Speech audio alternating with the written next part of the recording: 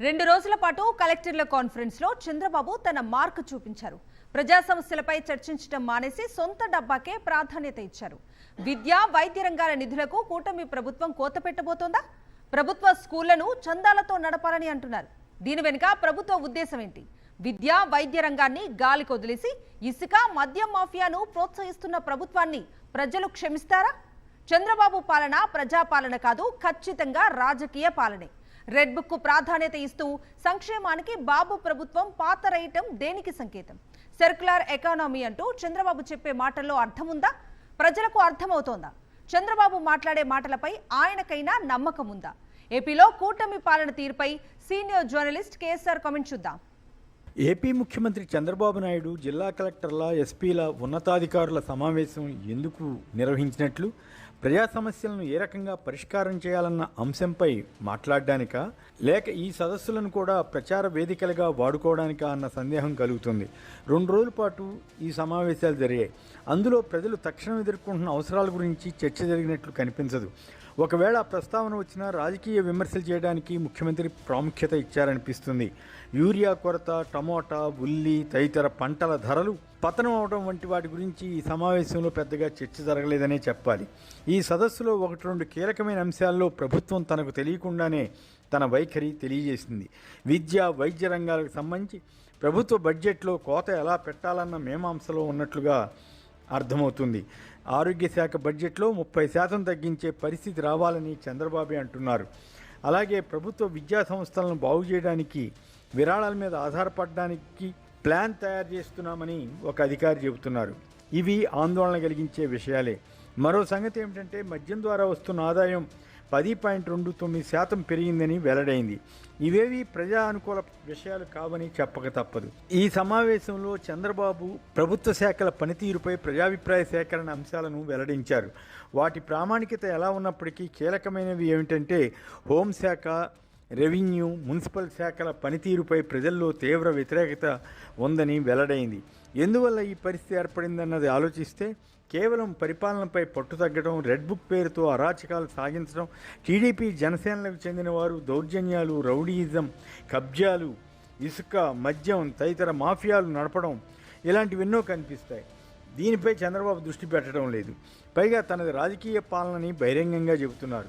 Urea కొరత, సరఫరా సమస్యలు ఎందుకు వస్తున్నాయనే దానిపై కేంద్రీకరించకుండా యూరియాపై దుష్ప్రచారం జరుగుతోందని ఒకసారి, జిల్లా అధికారుల వైఫల్యం వల్లే సరిగా సప్లై జరగడం లేదని ఇంకోసారి చంద్రబాబు చెబితే అందులోని వైరుధ్యాలను ప్రజలు, అధికారులు గమనించలేకపోతారా? టమోటా, ఉల్లి ధరలు ఎందుకు దారుణంగా పతనమయ్యాయన్న దానిపై ఒక్క మాట మాట్లాడినట్లు లేదు. గతంలో మార్కెట్ ఇంటర్వెన్షన్ స్కీమ్ కింద ప్రభుత్వం ఆ పంటల ఉత్పత్తులను కనీస మద్దతు ధరకు కొనుగోలు చేసేవి. ఇప్పుడు అలా ఎందుకు చేయడం లేదో తెలపాలి కదా. లేదంటే ఏ రకంగా రైతులను ఆదుకోవాలో డైరెక్షన్ ఇవ్వాలి కదా. అలా చేసినట్లు సమాచారం లేదు. జగన్ టైంలో వచ్చిన ప్రభుత్వ మెడికల్ కాలేజీలను ప్రైవేటు పరం చేయడంపైనే తీవ్ర విమర్శలు వస్తుంటే ఇప్పుడు ప్రభుత్వ స్కూళ్లకు సంబంధించి విద్యాశాఖ ప్రిన్సిపల్ సెక్రటరీ చేసిన ప్రకటన ఆందోళన కలిగిస్తుంది. స్కూళ్ల మౌలిక వస్తువులకు 2820 కోట్లు అవసరమని, ఆ నిధులను ఆర్థిక శాఖ నుంచి కోరడం లేదని తెలిపారు. ఎన్ఆర్ఐ, ఐసీఎస్ఆర్ల నుంచి రైట్ చేయాలని మంత్రి ఆలోచనగా ఆయన చెప్పారు. లీడ్ యాప్లో డోనార్ స్పాన్సర్షిప్ అనే ఆప్షన్ ఇస్తున్నామని కూడా ఆయన వివరించారు.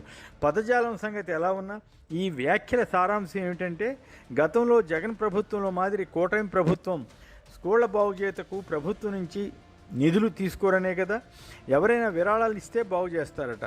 ఒకవేళ అన్ని వేల కోట్ల నిధులు విరాళాలుగానో లేకపోతే ఎక్కడి నుంచైనా సమకూరకపోతే ఏం చేయాలన్న దానిపై స్పష్టత లేదు. ఇప్పటికే ప్రభుత్వ రంగంలో విద్యా వ్యవస్థ నీరుగారుస్తున్నారన్న విమర్శలు వస్తున్నా కూటమి సర్కారు మాత్రం అదే పంథాను అనుసరించడం దురదృష్టకరం. ఆరోగ్య శాఖకు సంబంధించిన సమీక్షలో చంద్రబాబు సంచలన ప్రకటన చేశారనే అనుకోవాలి.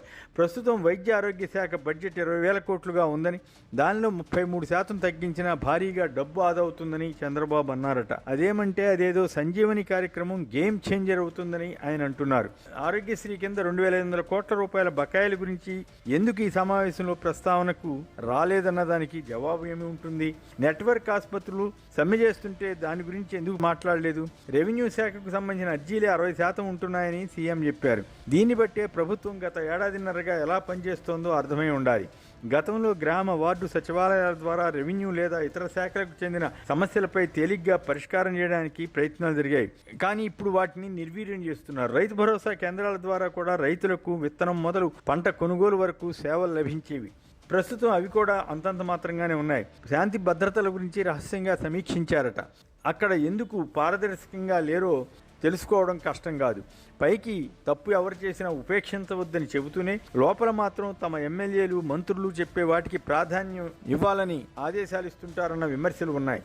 మద్యంపై 11% ఆదాయం పెరిగిందని రెవెన్యూ శాఖ ముఖ్య కార్యదర్శి చెప్పారు. దీన్ని బట్టి ఏపీలో మద్యం ఏ స్థాయిలో ప్రవహిస్తుందో తెలుస్తుంది. కలెక్టర్లు, ఎస్పీలకు చంద్రబాబు 10 లక్షలు పెట్టినట్లు ఎల్లో మీడియా రాసింది. సర్క్యులర్ ఎకానమీకి ప్రాధాన్యం ఇవ్వాలట. అందులో పోలీసు వ్యవస్థ భాగస్వామి కావాలట. కొత్త పదాలు వాడడంలో మాత్రం చంద్రబాబు దిట్ట అని చెప్పాల్సిందే. ఈ సర్క్యులర్ ఎకానమీ ఏమిటో, అందులో పోలీసుల పాత్ర ఏమిటో జనానికే అర్థం కాదు. రోడ్లు, హైవేలు, పోర్టులు, రైల్వేలు, విమానాశ్రయాలు పెద్ద ఎత్తున అభివృద్ధి చేస్తున్నామని అవన్నీ వేగంగా జరిగేలా కలెక్టర్లు చూడాలట.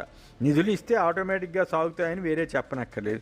అమరావతిలో తప్ప మిగిలిన చోట్లకు ఏ మేరకు నిధులు కేటాయించారో తెలిపి ఉంటే బాగుండేది. సంక్షేమ పథకాలు నిరాటంకంగా క్షేత్రస్థాయికి వెళ్లాలట. సూపర్ 6 ఎన్నికల మేనిఫెస్టో దగ్గర పెట్టుకుని వెల్ఫేర్పై తగు ఆదేశాలు ఇస్తే ఏమైనా చేస్తారు. కానీ రొటీన్గా మాట్లాడితే ప్రయోజనం ఏమిటి? వేగంగా అనుమతులు ఇవ్వాలని, శాంతి భద్రతలు సవ్యంగా ఉండాలని చెప్పడం బాగానే ఉంది. కాకపోతే ప్రభుత్వంలోని వారే వాటిని రెచ్చగొడుతున్న సంగతి విస్మరిస్తున్నారన్న విమర్శలు ఉన్నాయి. వైద్య రంగం బడ్జెట్ 33% తగ్గాలట. ఇదన్నమాట మనసులో మాట. అధికారులంతా ఫిట్నెస్తో ఉండాలని చంద్రబాబు సలహా ఇచ్చారు.